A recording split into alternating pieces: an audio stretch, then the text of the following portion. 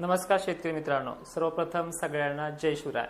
महाराष्ट्रातल्या उत्तरेकडील भागांना सुद्धा सोडलेल्या भागांपैकी चांगली व्याप्ती त्यांना आजही रात्री मिळणार आहे।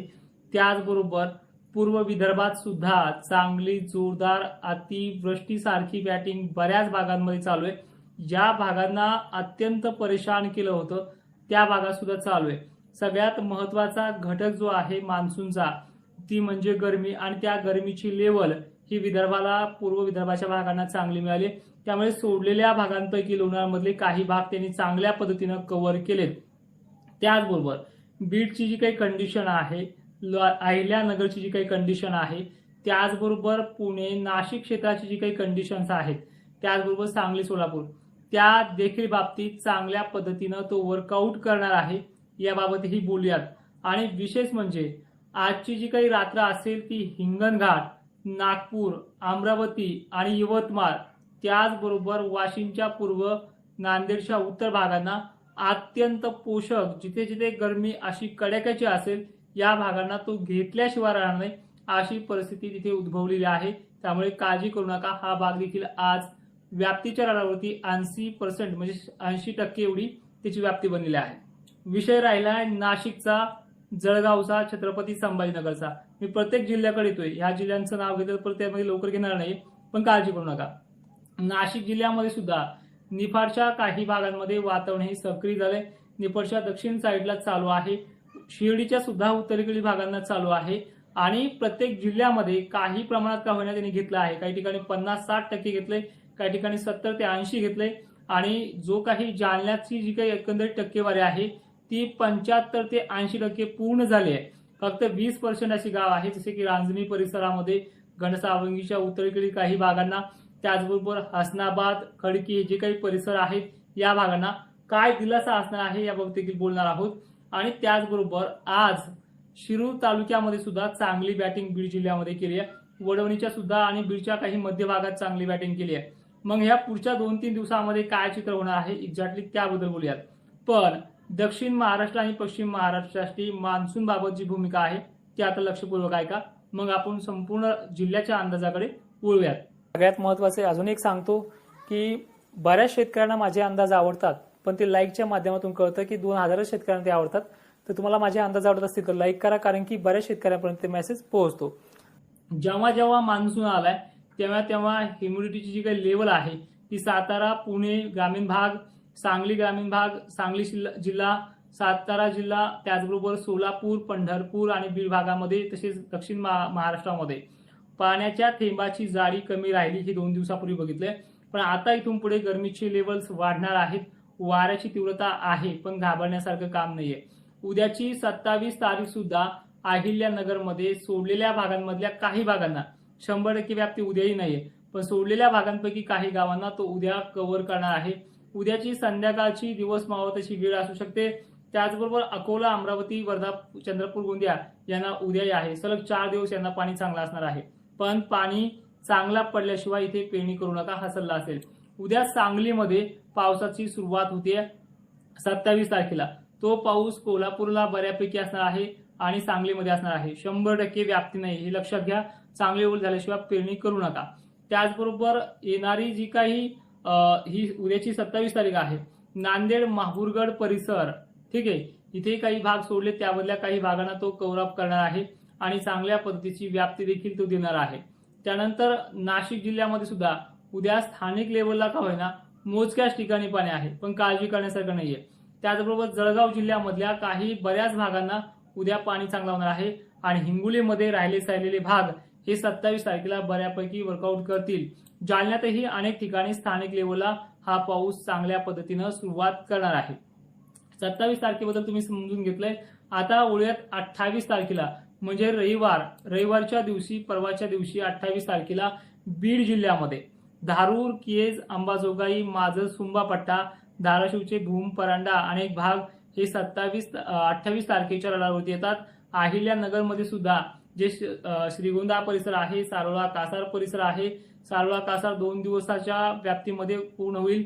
त्यामध्ये पाथर्डी परिसर आहे, केज, शहागड, अंबड पट्टा आहे, घनसावंगी पट्टा सुद्धा अंबड बरोबरच चांगलं आहे.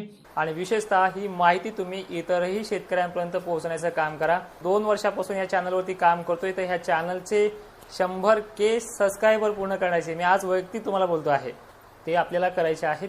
त्याचबरोबर परतूरमध्ये सुद्धा याची व्याप्ती बऱ्यापैकी होऊन जाईल 28 तारखेला आणि ह्या 2 दिवसात सुद्धा आहे.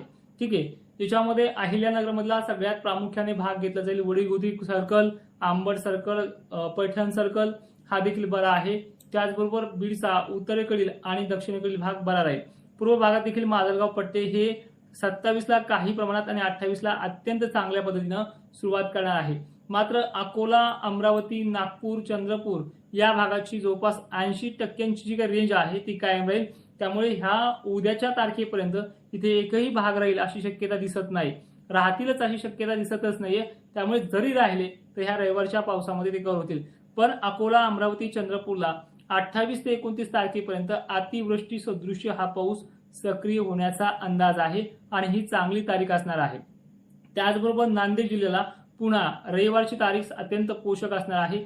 याबाबतही तुम्हाला मागे पण संदेश दिलाय, आताही सांगतोय. त्यामुळे सगळ्यात महत्वाचा अंदाज ह्या भागांना चांगल्या पद्धतीनं पाणी असणार आहे. विदर्भाला कुठल्याही प्रकारचा मोठ्या दुष्काळाचा सामना करायचं काम पडणार नाही. राहिली गोष्ट अहिल्यानगर आणि पुणे सर्कलची, ही 28 तारखेला इथे जोर अत्यंत चांगला वाढेल. पण एक वारंवार सांगतोय की पेरणीचा सल्ला जो आहे तो चांगल्या पद्धतीनं ओळ झाल्याशिवाय करू नका, हे वारंवार सांगितलेलं आहे. काही जणांनी 4 बोट ओळ झाली तरी पेरणी केली, काही नाही ईदभर झाली तरी पेरणी केली. त्यामुळे पेरणी ही करताना तिला चांगली ओळ होऊ द्या.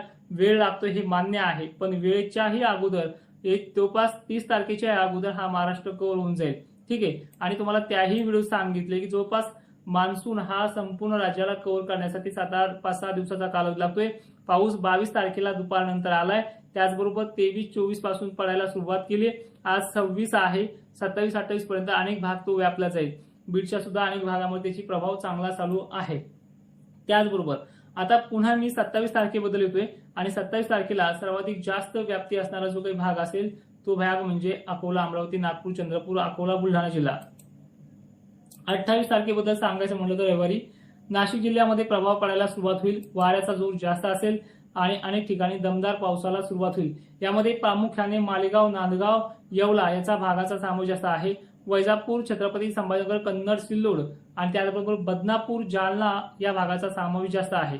चाळीसगाव मार्गे येणारा पाऊस हा भोकरदन मधल्या काही सोडलेल्या गावांपैकी काही गावांना 28 तारखेच्या मध्यरात्री कव्हर करेल अशी शक्यता आहे. नांदेड, धर्माबाद ह्या भागांना देखील या 28 तारखेला अनेक ठिकाणी चांगला प्रभाव टाकेल. सांगलीच्या बाबतीत, सोलापूरच्या बाबतीत ही 28च तारीख पेरणीच्या योग्यतेची असेल. सांगलीमध्ये 28 तारखेला व्याप्ती ही चांगल्या पद्धतीनं वाढणार आहे. सांगली डिस्ट्रिक्टसाठी 28 तारीख आहे. उद्याच्या दिवस जास्त काही वाढ बघू नका. बीड जिल्ह्याला सुद्धा 28 तारीख बऱ्यापैकी आहे. म्हणजे जवळपास जो काही बीडचा दक्षिणेकडील भाग सातत्याने सोडला जायचा त्या भागांना हा 28 तारखेला कव्हर होईल अशी शक्यता आहे. पण पेरणी तुमची भागामध्ये चांगली ओळ झाल्याशिवाय करू नका. बारामती, पुणे ग्रामीण भाग, सांगली परिसर हा भाग देखील 29 तारखेला सुरुवात करेल. वाऱ्याचा जर जोर जास्त राहिला तर ह्या दिवशी या भागांना पावसाचा अडथळा राहू शकतो. आता सगळ्यात महत्वाचं म्हणजे बीड, लातूर शहरासाठी 100%ची व्याप्ती कधी असेल ते देखील पाहून घ्या. सोलापूर जिल्हा, धाराशिव, बार्शी, लातूर, बसव कल्याण, कलबुर्गी ते बिदर या भागांना 29 तारखेला सगळेच गाव कव्हर होतील अशी शक्यता आहे. पण पेरणी चांगला पाऊस झाल्याशिवाय करू नका, धुळपेरणी करू नका.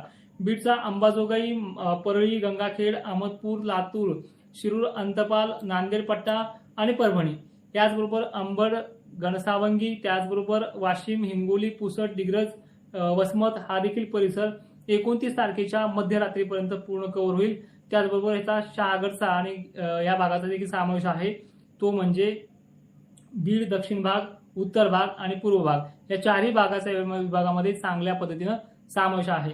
मुंबई, भिवंडी मार्गे येणारा पाऊस नाशिकला या दिवशी चांगल्या पद्धतीने सुरुवात करेल. वाऱ्याचा जर जोर जास्त राहिला याच्यामध्ये गाव देखील सुटू शकतात. तर ही होती आतापर्यंतची अपडेट. मित्रांनो, व्हिडिओमध्ये तेच थांबतो. माहिती शेवटपर्यंत पाहणाऱ्या शेतकऱ्यांचे धन्यवाद आणि ही माहिती सर्व शेतकऱ्यांना पाठवण्याचा प्रयत्न करा. जय शिवराय.